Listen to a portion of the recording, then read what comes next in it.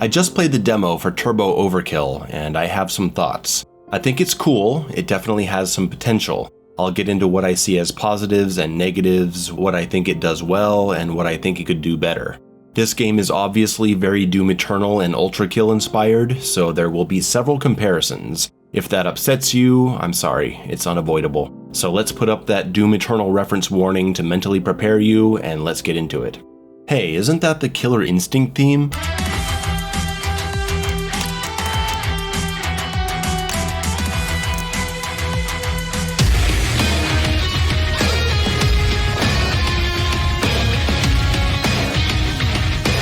I'll start with the guns. They're awesome. They look cool, feel great to shoot, very explosive effects, regular and alternate fire. The starting pistol has a lock-on ability to charge and target multiple enemies in the room. The shotgun has a charging stun grenade that also does damage and charges from level 1 to 3.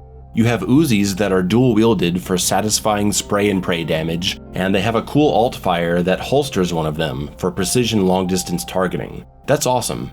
And the super shotgun is suitably devastating, with an attachment that launches grenades that bounce off walls like in Quake. The grenades are also sticky bombs. The game promotes great weapon synergy, like how the shotgun stun grenade causes enemies to take double damage while they're stunned, and since the gun is in cooldown mode after that, you'll switch to something else like the Uzis to unload on them.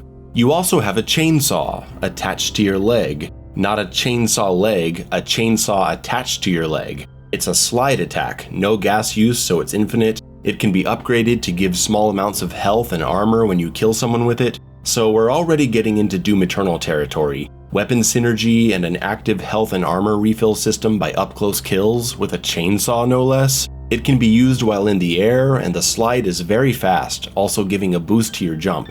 There's a double air dash on a fairly forgiving cooldown, which can be upgraded to be even faster. And there's some great advanced mobility options, like using the stun grenade to launch yourself high into the air.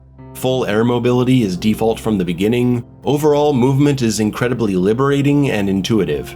Weapon swapping exists. Hello again, Doom Eternal. You can rapidly switch between weapons and fire them to skip the recovery animation between shots, leading to some absurdly powerful combos. I'll get into more of this a little later, but let's just say that I really like one aspect of this, and I really dislike another. Upgrade stations can be used after you find keys, and you can get new abilities, shown with actual video examples of what they do, just like in Doom Eternal. Isn't that nice? Coins are picked up during combat, and they're magnetized to you at a perfect range. You gotta get kinda close, but not too much. The visual style of the game is striking. Levels are built with pixelized textures for a bit of an old-school look. Very beautiful neon colors in a sort of dystopian cyberpunk Blade Runner kind of world. It fits in with other first-person titles of recent years like Ghost Runner and Proteus. However, these visuals only look good when you're standing still. When Turbo Overkill starts moving at a fast speed, everything just turns into neon and metallic smears that make the game fairly unpleasant to look at. Enemies tend to blend into this ugliness too, and I frequently don't even know what I'm looking at. Maybe it's a color contrast issue, I don't know. On the topic of enemies, they're dumb. Of course they are. Because boomer shooters are apparently able to upgrade their visuals and physics and mechanics, but never the AI. Because AI is hard to make. I get it. So we're left with your typical Overkill style enemies that just mindlessly run in a straight line at you, and enemies that stand around shooting projectiles. It's disappointing that the enemy design doesn't complement the player's abilities, at least not in the demo. When you put yourself in the combat spaces and try to survive, the game can be a lot of fun. But due to the openness of all these spaces, the poor AI, the plentiful ammo, and the lack of any pressure coming from behind you or enemy attacks flushing you out of cover, just staying back and shooting from a distance is an extremely effective strategy, one that resulted in far less deaths for me. So you've got kind of a Sonic the Hedgehog situation, where the game is marketing itself as this fast, crazy experience, but playing fast is actually the best way to get yourself killed the first time you play. I don't know how much the devs can do to resolve this, if they even want to.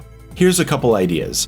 Weapons do less damage the further away you are, using a lot more ammo, and enemy projectile accuracy gets much better the further away you are. Those are just two possible solutions to this. Cause there's already the incentive to go into combat for the health pickups, but you don't even really need them if you just sit back and shoot the dum-dums from a mile away with your 500 round plasma rifle.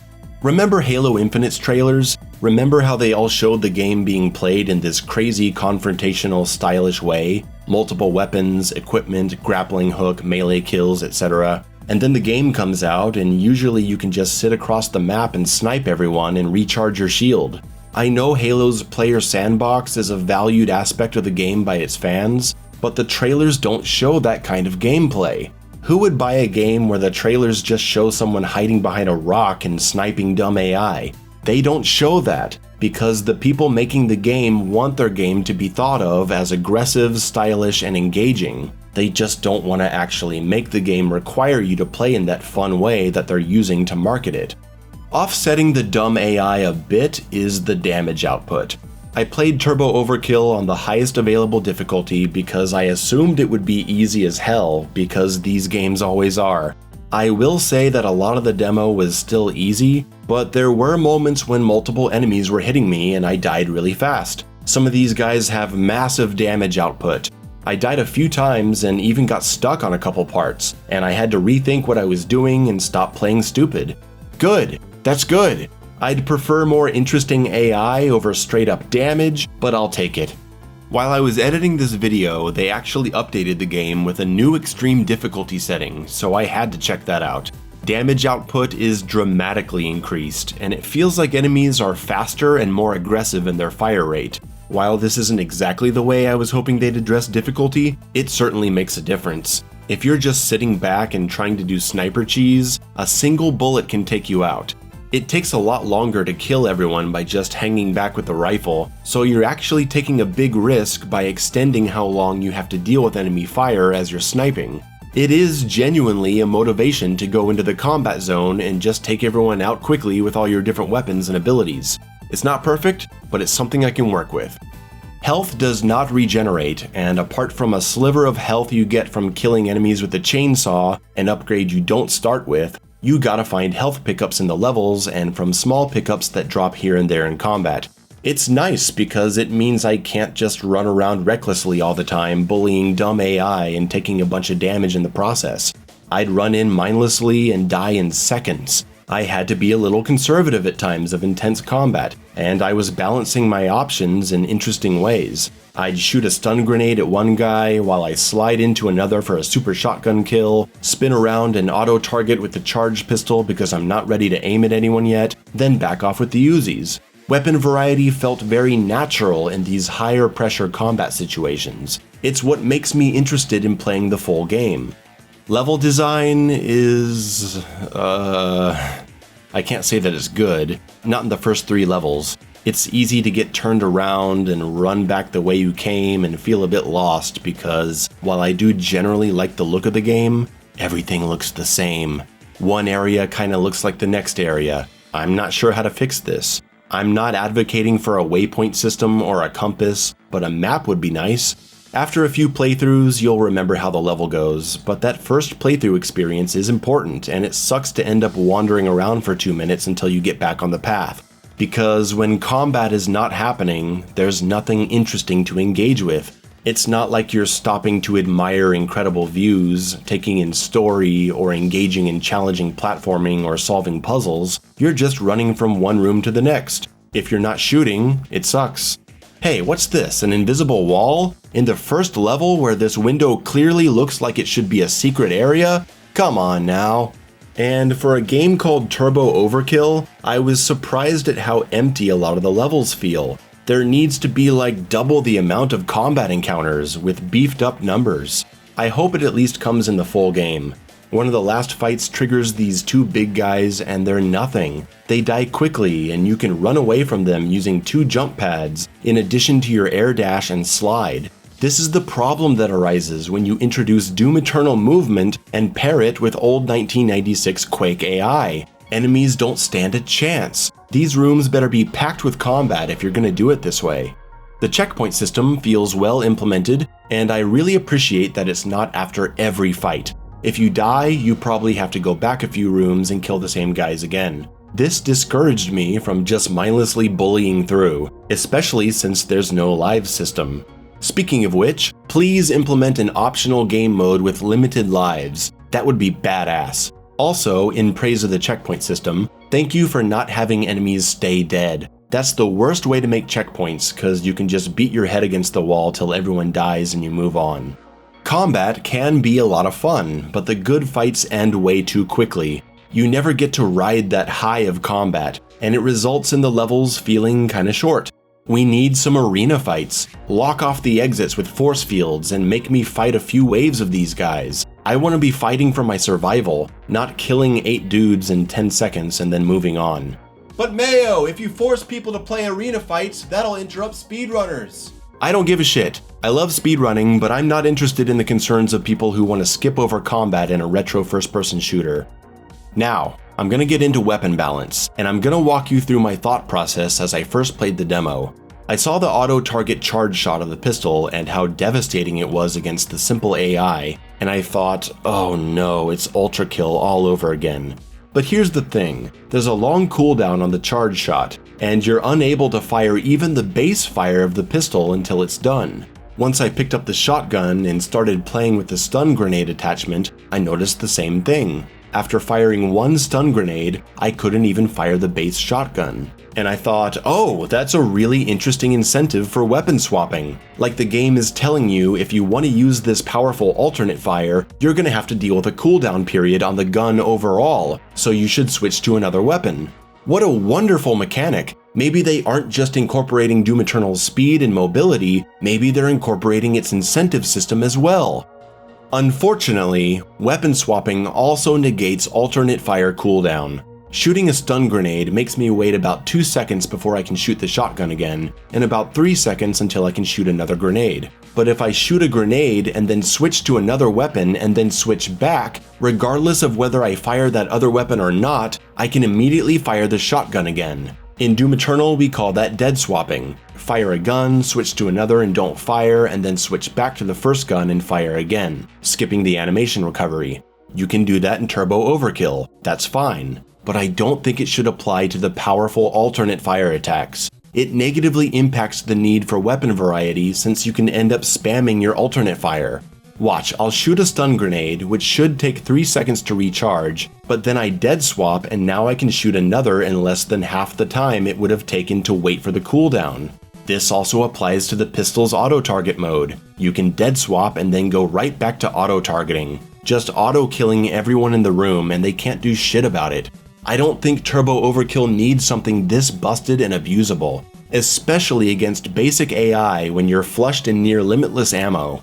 There's a nice system in place to keep you from spamming super shotgun grenades. If you swap to pass the cooldown, the second grenade will cause the first one to disappear, so you can't just dump out a bunch of high damage sticky grenades in 5 seconds. I was initially excited by the idea that if I used this powerful alternate attack, I'd have to keep track of that weapon's cooldown before I use it again, while I use other weapons for a few seconds. That sadly gets ruined by this exploit, and you end up not having to think about anything at all. I'm gonna make the comparison to the meat hook and sticky bombs in Doom Eternal. The meat hook is an incredible alt-fire mode for the super shotgun, but you can't spam it. It's on a cooldown. If you switch to another weapon and then back to the super shotgun, you still gotta wait for the meat hook cooldown to finish. Otherwise, you could just chain meat hooks together and stay up in the air forever. Zazman would be unstoppable. You can fire the gun, but you gotta wait for the meat hook. As for the sticky bombs, if you shoot all 3 sticky bombs, they go through a short recharging process and then bam, all 3 sticky bombs are back. Now, if you shoot all 3 sticky bombs, then switch to another weapon, then back to the combat shotgun, sure, you can still fire the base shotgun blast, but the sticky bombs are still not back. They have a cooldown process that is separate from weapon swapping mechanics. I want to see that in Turbo Overkill. Make it to where if I shoot the stun bomb or auto target, I can't use it again until an external cooldown has been met. You can keep it as you have it, where swapping weapons will allow you to use the base weapon fire, but not the alternate fire. It would add a fun detail to manage in your weapon swaps. You could even add a completion sound to each cooldown so you can recognize them by ear and know it's ready. But now we gotta get into a much bigger issue. Way too much ammo. Occasionally I would run out of shotgun shells, only to walk into the next room and pick up 60 more.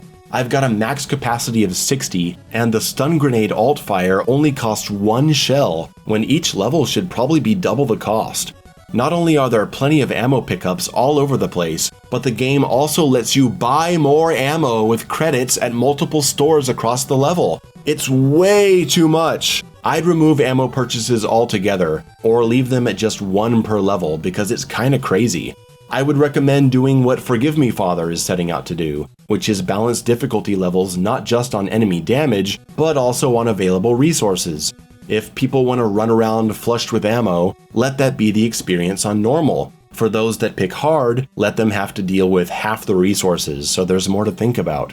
Because thinking is fun. If people want to be mindless, you can offer that too. But if you're gonna be influenced by Doom Eternal, don't just be influenced by air dashing and weapon swapping. That's not what makes the game great. What makes it great is the adherence to player accountability through resource management and enemy prioritization, and the constant motivation for adaptation and decision making.